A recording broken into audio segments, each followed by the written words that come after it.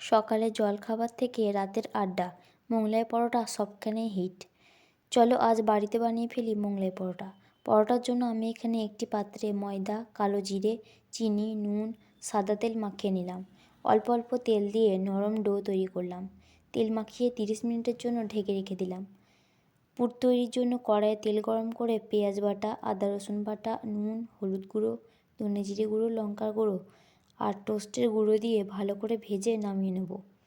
তারপর একটি বাটিতে 3টে ডিম ভেঙে তাতে নুন, চাট মশলা, কাঁচা লঙ্কা, ধনেপাতা কুচি, পেঁয়াজ কুচি, ভাজা মশলা দিয়ে মেখে নেব।